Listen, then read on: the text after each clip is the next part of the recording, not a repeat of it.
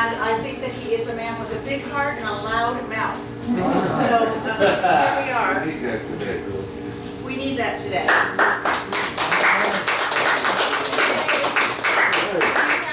Do you have him in there in the... Hello, Dan Brady. Yes, Frank. Okay. Thank you, Antoinette. Just so you know, I have a new book just been published. It's called, I know what it's called, I don't have to look at the cover. It's called The Voices in My Head Mean Well, and it's available on Amazon in both paperback and Kindle editions.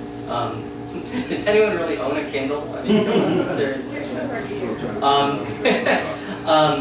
How much? So, it's $5. Thank you. It's and it comes with a free beer. If you buy a copy on Amazon, they send you a beer. And, but interestingly, it's not in a bottle or a can. It comes in a plastic bag. It's kind of weird. It tastes like plastic. I'm on the reservation. They can't bring any beer. No alcohol. So I will be reading some selections from it.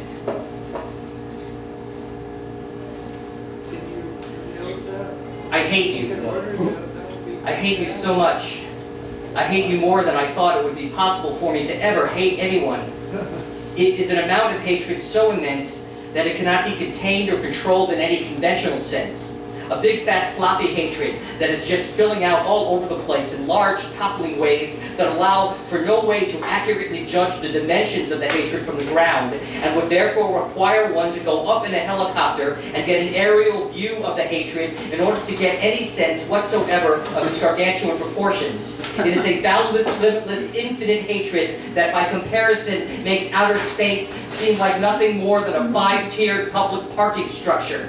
It is a hatred of such colossally vast, voluminous enormity that its like has never been seen in the real world, only in animated form, in what in my day were called cartoons, the kind whose main conceit was the attempts by one species, like a cat or a coyote, to make a meal out of another species, like a mouse or a roadrunner, which made the children of my generation aware of the fact that there was something in the world known as a food chain, while also instilling in us an aggressive, hostile competitiveness that we have most assuredly and most destructively internalized and brought with us into our adult lives. Yes, the hatred that I feel towards you is a ridiculously outsized cartoon hatred, so grandiose that its existence in real life is simply out of the realm of possibility. And that's okay, because, well, you know how there is such a thing as bad cholesterol and good cholesterol? Well, there is also bad hate and good hate, and my hatred for you is most definitely a good hate. A pure, healthy, physically and psychologically cleansing hate. The kind grounded not in immoral, illogical, and impractical prejudices against race or religion, but instead in a very deeply held belief that you are quite simply pure evil. That your personal beliefs are so vile, that the things you stand for so dark, they put you in the line of succession for Satan's job. And it is a hate into which I have put a lot of thought. It is not a mindless hate, the kind you see displayed on city streets when two angry males circle each other, their fists raised, but neither of them ever throwing a punch. And then finally, after 15 minutes, one of them calls out, "Your mother!" And the other one responds, "Your mother!"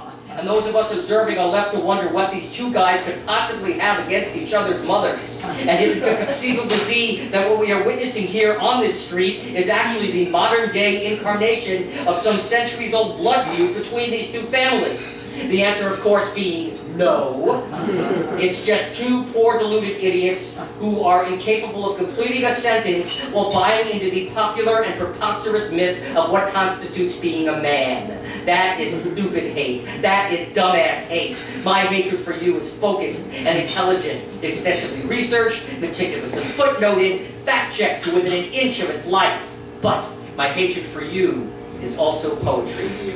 Clear, eloquent, evocative, and while there are many things in this world that I love, like my family and my friends and my car and my music collection and the writing of Raymond Chandler and the films of Robert Altman and cashew ice cream, there is nothing that I love more than hating you.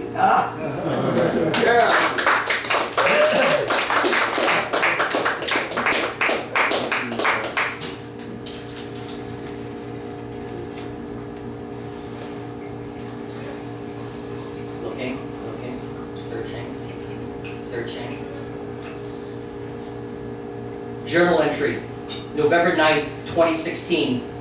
Donald Trump was elected President of the United States last night. I watched it in real time. It was very disturbing. It was like watching a snuff film. Like watching someone being smothered with a pillow. Like America was being smothered with the pillow of injustice. But while I am deeply disturbed by the election to the highest office in the land of a racist, misogynistic, and grotesquely narcissistic sociopath, I am, as always, the eternal optimist, and I am determined to find the silver lining in this racist, misogynistic, grotesquely narcissistic, and sociopathic cloud that now hangs over our heads, while at the same time struggling to resist the temptation to completely detach myself from the grim reality of what has just happened and spend the next 4 years dropping acid and watching reruns of I Dream of Jeannie. And while it would not surprise me to learn that the 45th President of the United States has at some point in his life tried to grab Barbara Eaton's P-word, I believe that I have actually found a bright side. What is this bright side, some may ask, while others may ask, what the fuck is this bright side? It is simply this. There is no way that he is as mean-spirited or as batshit crazy as he seemed to be during the campaign. I think that we are going to find that that was an act that he put on in order to fool the globs of primitivism that crawled out of the primordial ooze in order to vote for him. Once he is actually sitting in the Oval Office, once he has actually taken in his hands the reins of government, he will take way more seriously the awesome burden he has been elected to shoulder. Call me crazy, call me unrealistic, call me dangerously psychotic. But I refuse to believe that this country has devolved to the point where it would elect someone who is so legally, morally, and ethically muddy that he should literally be covered in mud and made to sit like that for 4 years. I mean, come on. How bad could he be? For example, I'm sure that his immigration policy in reality will not be nearly as extreme as the one he laid out during the campaign. I mean, a wall? A fucking wall? You gotta be kidding. That was clearly just some red meat that he threw out there for his base to devour. He is going to forget about that wall the minute he is sworn in. He will never mention it again. Guarantee it. And in order to really make good on his promises, he would have to have troops detain an enormous amount of people at the border. And in order to deter others from coming, he would have to have those troops do something so horrendous, so morally reprehensible, that it would scare people into staying in their own poverty-ridden, death squad-infested countries. Something like, oh, I don't know, ripping kids away from their parents as they try to enter the country, or locking babies up in cages, or forcing people to sleep on the floor in overcrowded rooms and to drink out of the toilet. And he is just not going to do any of those things. No American president would ever engage in such sadistic cruelty. And even if he tried to, Congress wouldn't let him. Yeah, sure, the Republicans now control both houses of Congress, but there are lines that even Republicans won't cross. And if Trump tries to carry out the more extreme parts of his agenda, the Republicans in Congress just simply won't let him. It would not just be immoral, it would be political suicide. And the Republicans are just not that short-sightedly self-destructive. They will keep him in check. Guarantee it. And if it turns out that he is as unstable and inhumane as he appeared to be during the campaign, and if it turns out that the whole Republican Party is willing to forego its duty as a check on the presidency because it's afraid of upsetting Trump's base, as unlikely as all of this is, for argument's sake, let's just say that it turns out that way, then there is another bright side. Yeah, that's right. A second bright side. A backup bright side. What is this backup bright side, some may ask? While others may ask, what the fuck is this backup bright side? It is simply this. We are all going to be witnesses to, participants in, and victims of an historic moment in time. The moment when our country took a giant step backwards in an attempt to eradicate the progress and extinguish the Enlightenment which it had worked so hard to achieve. The moment when the straight, white, pseudo-Christian male viciously reasserted himself. The moment when too many of our fellow citizens said fuck you to the citizens of other countries. And while this is, on the one hand, horrifying, we should not take for granted the instability and incompetence of this man who is going to be, for the next 4 years, the most powerful person in the world. We are all just one unhinged tweet or incompetent act away from total annihilation. The end is nigh, the apocalypse is now, there is no tomorrow, and there is a certain wonderful, sick freedom in that. So, go ahead. Really let yourself go. Eat fried foods, start smoking again, cheat on your spouse, tell your boss to go fuck himself, steal a police car, kill your landlord, kidnap the head of ExxonMobil and hang him upside down from a flagpole in front of the UN, run over Tom Cruise repeatedly with his very own 1958 original series Chevrolet Corvette, and while you're at it, set free all of the animals in the zoos.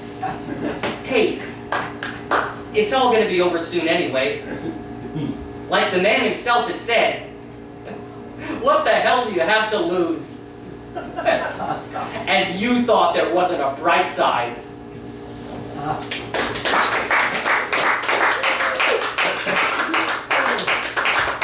If I go 2 minutes over my time, would that be a problem? No. Thank you. You got like 10 minutes left. Rock and roll is my fountain of youth. It keeps me immature, and it's my immaturity that keeps me young.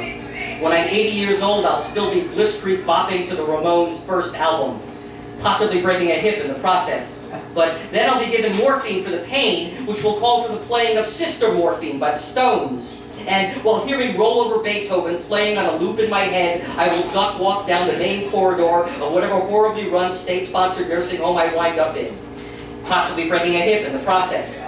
And then I'll be given drugs to calm me down and make me act more like a normal octogenarian. But they won't work because the drug known as rock and roll will still be coursing through my veins, leading me to jump up and pogo out the door, possibly breaking a hip in the process. But that won't stop me from commandeering the facility's sound system and blasting Iggy and the Stooges, causing some residents to die immediately simply from the visceral impact of the music, while others will perish attempting to dance to it. But dance we must, even if the end result is death. Rock and roll demands it.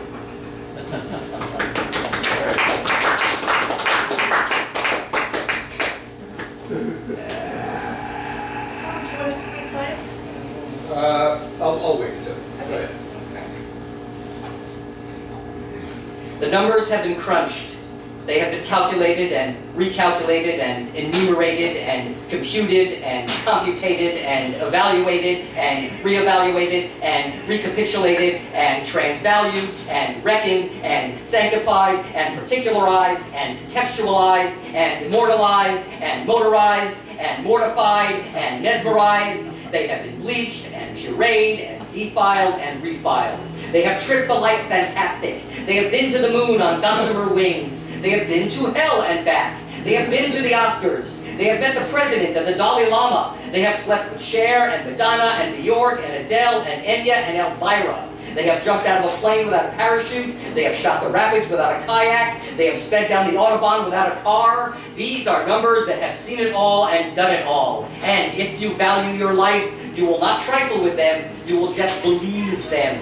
Because what these numbers say, as hard as it may be to fathom, is that you have turned 60. Yes, that's right. You unhappy camper. You cult of one. You vegan cowboy. You punk rock Peter Pan. You occupant of the eternal soapbox. You connoisseur of neediness and disappointment have somehow managed to make it all the way to the big 6-0, despite a lifelong dedication to the doctrine of immaturity and unrealistic expectations.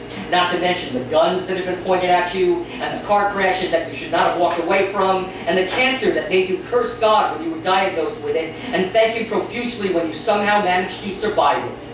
But, after consulting with an attorney, who quite patiently explained to you over the course of 2 extremely billable hours that there is no loophole when it comes to aging, that there is no one you can sue, that aging is just something that you do, that it's just something that happens, you are now ready to accept and embrace your sexagenarian reality. Which means what? What kind of old person are you going to be? Remember when you were 30 and you joked about how you're probably going to be one of those incontinent old people because you're barely hanging on now at 30? Well, hopefully there's more to being 60 than just incontinence. Maybe you could be the kind of old person who bores the crap out of younger people by sharing, without being asked, some of the pearls of wisdom that you have accumulated over the course of 6 decades. Aphorisms like, death is overrated, and life is all about being hated by the right people. And be a good listener, but don't fall into the trap of talking too much about being a good listener. And never ask someone the question, how's everything? Because there are some people who will take that question literally and try to answer it literally. A process that could take months. And the most serious, the most vital, the most meaningful dictum of all, the one that you truly came by the hard way, just barely escaping with your life. Never turn your back on a poet. Because despite their reputation as sensitive, profound, and spiritual intellectuals, poets are, in fact, the most bloodthirsty and uncontrollably violent people you will ever encounter, which is why a great many poetry readings end in a bloodbath, a fact grossly underreported by the media. Or you could be one of those old people who is suspicious of innovation. You know, one of those in my day types, as in my day, public restrooms didn't have self-flushing toilets and pre-lathered soap. We flushed our own toilets and lathered up our own soap. You kids have it too easy. Yeah, that's right. Dylan Thomas raged against the dying of the light. You could rage against self-flushing toilets. Old man yells at self-flushing toilets.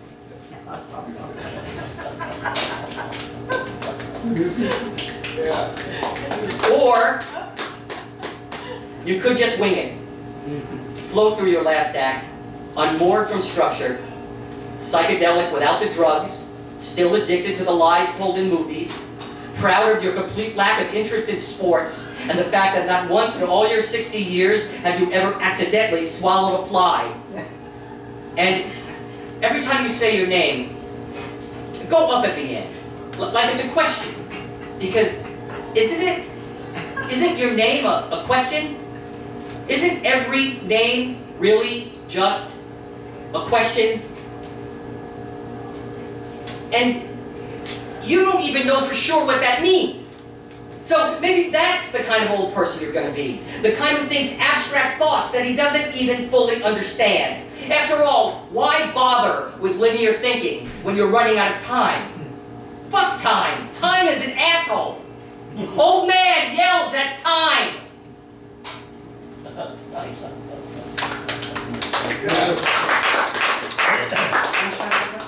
like 5 minutes. 5 minutes? 4:30. 4.5 minutes. 4.5? It won't take me to 6. Okay. I'm listening to music online. I try to just close my eyes and lose myself in its tone, its melody, its harmonics. I try to let it take me to the place where the artists who composed and performed this music had intended to transport me. But my eyes keep opening involuntarily, and my gaze keeps drifting over to the screen of the device from which the music is emanating. I can't help but watch as the counter along the bottom of the screen ticks away the seconds of the song that is currently playing. And instead of experiencing music on the levels that it should be experienced, physically, emotionally, intellectually, I am distracted by the passage of those seconds. The tiny flecks of time that expire right before my eyes, turning into a digital dust that is then carried away by a virtual wind, never to be seen again. The song can be repeated, but the seconds that tick by are new ones, drawn from the ever-decreasing store of time that was allotted to me when I was lucky enough to have been delivered into this world. And I bemoan the thought that time, once a luxury taken for granted, is now a precious commodity of which I feel I must be very protective, ironically leading me to spend valuable nuggets of time obsessively monitoring its usage and assiduously planning its application. And now, in my life, so infested with technology, counters abound, fragmenting time, the fragments accumulating like stones piled on top of me. And I should probably just stop looking at counters and try to live more in the moment. But I've never been good at living in the moment, because moments are so short, and just when you start to live in one, just when you get all nicely tucked into it, it passes, and then you have to move on to the next moment, and get all settled in there, and then that moment passes, and then you have to move on to the next moment. It's a lot of work, this living in the moment. I'm getting tired just thinking about it. So, maybe I'll just go back to listening to music on vinyl. That will at least be one less counter to obsess over. One less insistent reminder of time passing. One less fragmentation grenade exploding against the surface of time. And the worst part of all, I don't even like this song. And, I got one more? Okay. Not too long. Just keep writing. Never take the pen off the page. Just keep writing. Even if you can't think of anything to write about, just keep writing. Even if you just keep writing the phrase, just keep writing over and over again. Just keep writing. Let whatever is in your head just spill out onto the page. Wait a minute. Are you kidding? I mean, are you sure about this? Do you have any idea of what is in there? Are you at all aware of the sick and twisted shit that is contained within the receptacle known as your mind? The depraved ideas that would make the thoughts in Charles Manson's head seem like a letter from the Pope? Do you really want those cerebral etchings from the psyche of a madman to be let loose? You could be unleashing forces that might very well change the world in horrible and irrevocable ways. No, you need to stop this. You need to put the depraved cork back in the bottle. You need to put the sick and twisted toothpaste back into the tube. You need to shut, lock, and board up the door to your mind. Go back to writing the kind of glib nonsense that people will forget about 2 minutes after they have read it. All the things that keep you psychologically constipated, like fear and inhibitions and short attention span, are there for a reason. Let others create true and lasting art by tapping into the deepest, darkest recesses of their minds, by plumbing the depths of their subconscious, by burrowing down until they find themselves face to face with the core of their very being. You need to just write your little jokes, make your superficial observations, do whatever it takes to keep the living, breathing, shaking, squirming, flexing, preening, pulsating, gyrating, pogoing, jitterbugging, jack-jumping, show-stopping evil within you from ever seeing the light of day. Put down the pen. Put down the pen. Drop the pen. Drop the pen. Just stop writing. Thank you very much. Thank you for allowing me to do this. Oh, well, I've got a book. Sure you do that. You look good in this. Awesome, that was beautiful, We could thank buy you. this. Oh, yeah?